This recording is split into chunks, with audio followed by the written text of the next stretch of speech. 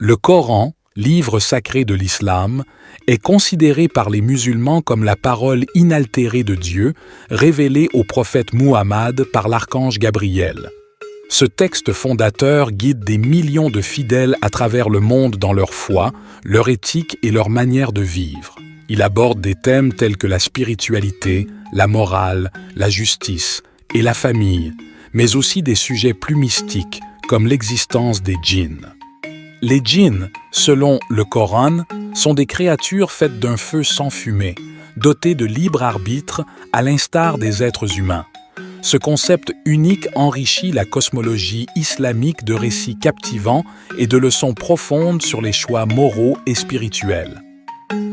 À travers les versets du Coran, on découvre comment la relation entre les hommes et les djinns peut influencer la vie terrestre et spirituelle, posant un cadre pour comprendre les forces invisibles qui, selon certaines croyances, interagissent avec notre monde. Explorons plus en détail ces entités mystérieuses et ce que le Coran nous enseigne sur leur rôle et leur influence dans le monde humain. Dans la cosmologie islamique, les djinns sont des êtres fascinants, souvent mal compris hors des cercles musulmans. Créés avant les humains, les djinns sont façonnés à partir d'un feu pur et sans fumée, une substance éthérée qui les distingue des êtres de chair que nous sommes. Le Coran nous révèle que, tout comme les humains, les djinns ont reçu le libre arbitre. Cette capacité de choisir entre le bien et le mal place les djinns dans une position unique dans l'univers spirituel. Ils peuvent être vertueux et pieux ou, au contraire, malveillants et destructeurs, influençant ainsi les mondes spirituels et terrestres de diverses manières. Leur rôle est complexe. Certains servent Dieu, tandis que d'autres, séduits par Iblis, connu dans la tradition chrétienne sous le nom de Satan, choisissent de s'opposer au commandement divin. Le Coran nous invite à réfléchir sur la nature de ces interactions et leurs implications pour notre propre vie spirituelle. Leur présence et leurs actions sont donc une invitation à la vigilance et à la spiritualité, nous poussant à chercher protection et guidance dans la foi et les enseignements de l'islam. Dans la tradition islamique, la protection contre les mauvais djinns est un aspect fondamental de la vie spirituelle quotidienne. Les musulmans sont encouragés à adopter plusieurs pratiques et récitations de versets spécifiques du Coran pour se prémunir contre ces influences néfastes. Parmi les versets les plus puissants pour la protection, Ayat al-Kursi, ou le verset du trône, est fréquemment cité. Ce verset met en avant la grandeur et la veillance de Dieu sur toute la création, affirmant sa protection contre tout mal. Réciter Ayat al-Kursi après chaque prière ou avant de dormir est une pratique commune pour éloigner les djinns malveillants. En outre, les deux dernières sourates du Coran, Al-Falaq et An-Nas, connues sous le nom de Mu'awwidhat, sont également récitées pour demander la protection divine contre les maux de toutes sortes, y compris ceux causés par les djinns. Ces sourates invoquent la protection de Dieu contre l'obscurité, les envieux et les murmures des cachets. Les pratiques quotidiennes, comme dire « Bismillah » au nom de Dieu, avant de commencer une activité, entrer dans une maison ou même couvrir les récipients et éteindre les lumières la nuit, sont autant de gestes qui renforcent cette barrière spirituelle. Ces versets et ces pratiques ne sont pas seulement des remèdes, mais aussi des rappels constants de la présence protectrice de Dieu et de notre propre rôle dans le maintien d'un environnement spirituellement sain. Dans les textes sacrés de la Bible, le royaume des êtres spirituels occupe une place essentielle, tissant à travers les récits une riche tapestrie de foi, de combat et de rédemption. Les écritures judéo-chrétiennes dépeignent un univers peuplé d'anges et de démons, chacun jouant un rôle crucial dans le plan divin et les affaires humaines. Dès les premiers livres de l'Ancien Testament jusqu'aux visions apocalyptiques du Nouveau Testament, ces êtres spirituels interviennent directement dans le cours de l'histoire humaine. Ils sont messagers, protecteurs, mais aussi adversaires, reflétant la lutte incessante entre le bien et le mal. Les anges, serviteurs fidèles de Dieu, sont souvent envoyés pour guider, protéger et annoncer des messages divins aux hommes. En contraste, les démons, anges déchus sous la conduite de Lucifer, cherchent à détourner les hommes de la voie de la rectitude et à semer le doute et la désolation. Cette introduction aux êtres spirituels de la Bible nous mène dans un voyage à travers des textes anciens, nous permettant de comprendre non seulement les origines de ces croyances, mais aussi leur impact persistant sur la spiritualité chrétienne contemporaine.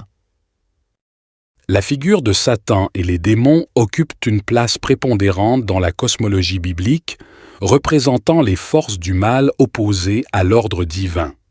Selon les Écritures, Satan était à l'origine un ange de lumière et de beauté, mais par orgueil, il a choisi de se rebeller contre Dieu, entraînant avec lui une légion d'anges dans sa chute. Dans la Bible, Satan est le tentateur, celui qui cherche à égarer l'humanité et à la détourner de la volonté de Dieu. Les évangiles le décrivent comme un adversaire rusé, intervenant souvent pour tester la foi des hommes, comme dans l'histoire de la tentation de Jésus dans le désert. Les démons, ces anges déchus, suivent la bannière de Satan et exercent leur influence maléfique à travers la terre, cherchant à corrompre et à posséder les âmes. Ils sont souvent confrontés à Jésus dans le Nouveau Testament, qui les chasse et libère les possédés, démontrant ainsi son pouvoir divin. Explorer ces que la Bible révèle sur Satan et les démons nous aide à comprendre les racines du combat spirituel, une bataille entre le bien et le mal qui se poursuit dans les croyances et les pratiques chrétiennes jusqu'à aujourd'hui.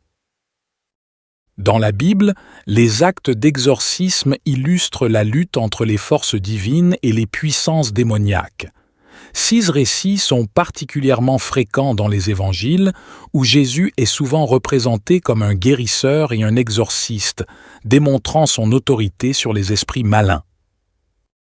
Un des exemples les plus marquants se trouve dans le récit de l'homme possédé de Gadarène, où Jésus rencontre un homme tourmenté par une légion de démons. Avec une simple commande, il libère l'homme en envoyant les esprits impurs dans un troupeau de porcs qui se précipitent ensuite dans la mer, soulignant ainsi sa puissance sur le mal. Les actes d'exorcisme ne se limitent pas aux gestes spectaculaires. Ils révèlent également la compassion de Jésus pour ceux qui sont marginalisés et souffrants, souvent ignorés ou rejetés par la société de l'époque.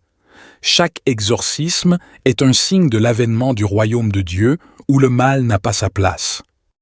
Les enseignements sur l'exorcisme dans la Bible vont au-delà des miracles individuels. Ils offrent une perspective sur la victoire finale du bien sur le mal, un thème central du message chrétien qui résonne à travers les âges. Dans notre quête de compréhension du monde, la science offre une perspective fondamentalement différente sur les phénomènes souvent attribués aux esprits maléfiques. Plutôt que de les voir comme des manifestations surnaturelles, la recherche moderne les examine à travers le prisme de la psychologie, de la neurologie et des sciences sociales. Les scientifiques étudient comment certaines conditions psychologiques, telles que la schizophrénie, les troubles dissociatifs ou encore le stress post-traumatique, peuvent donner naissance à des expériences que certains pourraient qualifier de possession ou de hantise. Ces troubles peuvent provoquer des hallucinations auditives ou visuelles, des pensées intrusives et d'autres symptômes qui sont parfois interprétés à tort comme des influences extérieures malveillantes. En outre, la science s'intéresse à la manière dont les cultures et les sociétés expliquent et réagissent à ces expériences. Les études anthropologiques et sociologiques montrent que les interprétations de ces phénomènes peuvent varier largement d'une culture à l'autre, influençant la manière dont les individus et les communautés gèrent ces expériences. La recherche scientifique continue de pousser les frontières de notre compréhension, proposant des traitements basés sur des preuves pour ceux qui souffrent de ces symptômes. Plutôt que de recourir à des exorcismes, les approches modernes incluent la thérapie psychologique, la médication et le soutien communautaire, offrant une nouvelle forme de salut fondée non sur la peur, mais sur la compréhension et la compassion. Les avancées en psychologie et en neurosciences ont considérablement élargi notre compréhension des troubles mentaux, offrant des explications rationnelles aux phénomènes autrefois perçus comme surnaturels.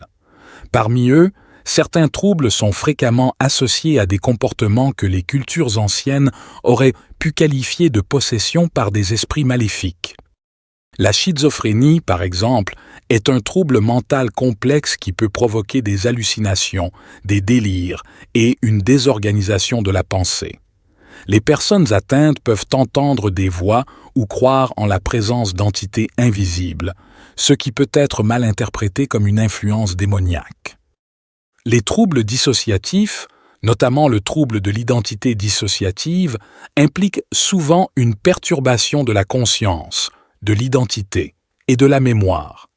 Les symptômes peuvent inclure la présence de multiples identités ou alters, chacun avec son propre ensemble de comportements, pouvant sembler à des observateurs extérieurs comme des signes de possession.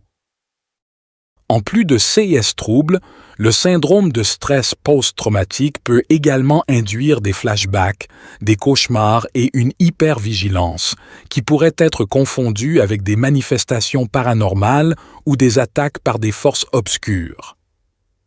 La science, à travers la psychiatrie et la psychologie clinique, offre des traitements fondés sur des preuves pour aider ceux qui souffrent de ces conditions, telles que la psychothérapie, les médicaments psychotropes et le soutien continu. Dans notre exploration continue des troubles psychologiques, la science moderne offre un éventail de thérapies et de traitements qui ont révolutionné la manière dont nous abordons et gérons les symptômes autrefois mystifiés.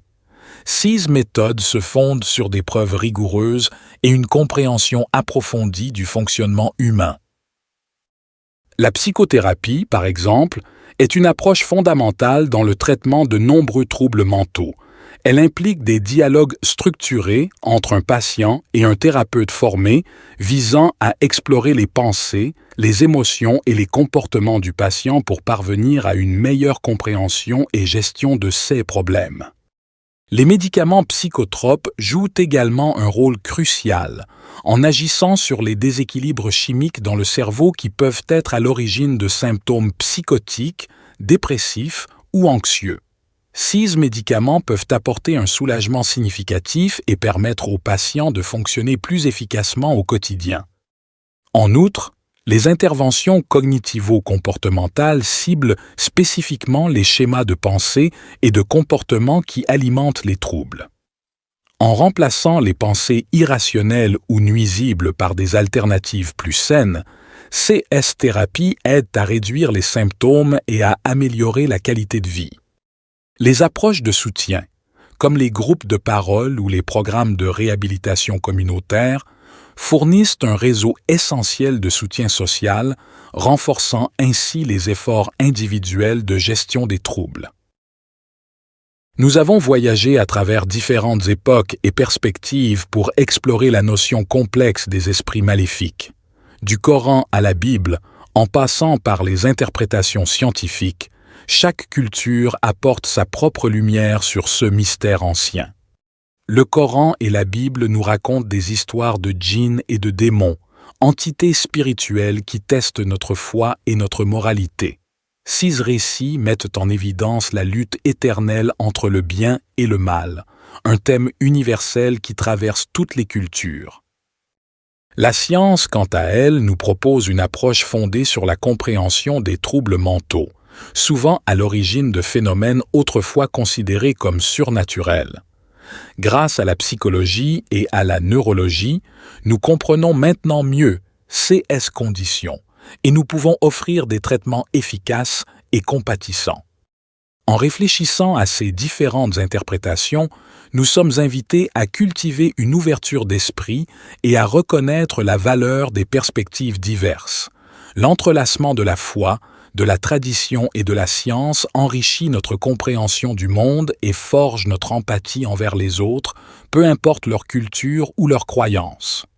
Encourageons donc l'ouverture d'esprit et la compréhension interculturelle. Dans notre quête commune de vérité et de sens, rappelons-nous que l'humanité partage plus de similitudes que de différences, et que c'est ensemble, en apprenant les uns des autres, que nous pouvons bâtir un avenir meilleur et plus éclairé.